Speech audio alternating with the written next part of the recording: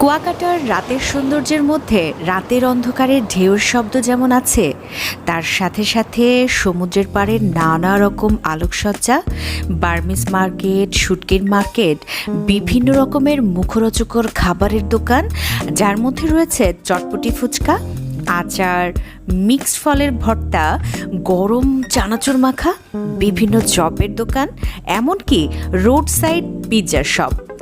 আর fish market থেকে মাছের barbecue না খেলে তো কুয়াকাটা ভ্রমণ অপূর্ণই থেকে যাবে।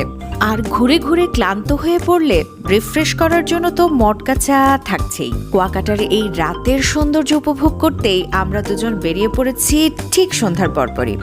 একটি ইজি বাইকে করে আমরা প্রথমেই চলে আসি কুয়াকাটা জিরো পয়েন্টে।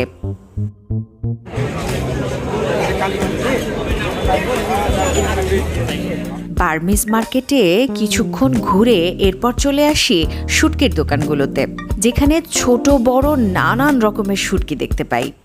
এরপর আমরা সমুদ্রের একদম কাছাকাছি চলে আসি। বিচে দেখতে পেলাম অনেক ধরনের দোকান। আমরা একজনের কাছ থেকে কিছু গরম গরম চিংড়ি মাছের চপ নিয়ে নিলাম, যেগুলো বেশ মজার ছিল।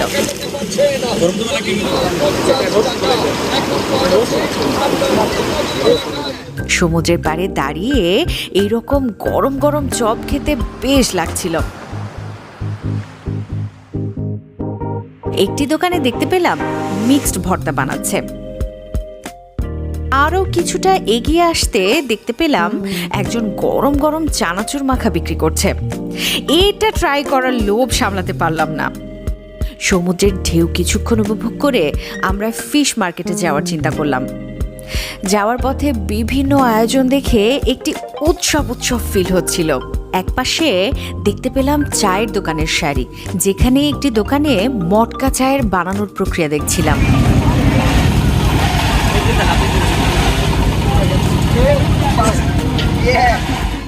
আর অন্য পাশে রয়েছে সারি সারি চটপটি ফুচকার দোকান, যার একপাশে রোড সাইড পিৎজার শপও রয়েছে। আরেকটি স্থানে বিভিন্ন ধরনের রাইডের ব্যবস্থা রয়েছে। একটি সুন্দর শিমুল গাছের নিচে ফিশ মার্কেট, যেখানে অনেকগুলো মাছের দোকান। আমরা ট্রাই করলাম কোরাল মাছের বারবিকিউ। সত্যি বলতে কুয়াকাটার এই রাতের সৌন্দর্য দেখে বিমোহিত হয়েছি। মনে হয়েছে যেন কোনো উৎসবে এসেছি। কুয়াকাটায় আসলে আপনারাও এই বিষয়টিকে মিস করবেন না কিন্তু। সবার সুস্বাস্থ্য কামনা করে আজকের মতো শেষ করছি। আল্লাহ হাফেজ।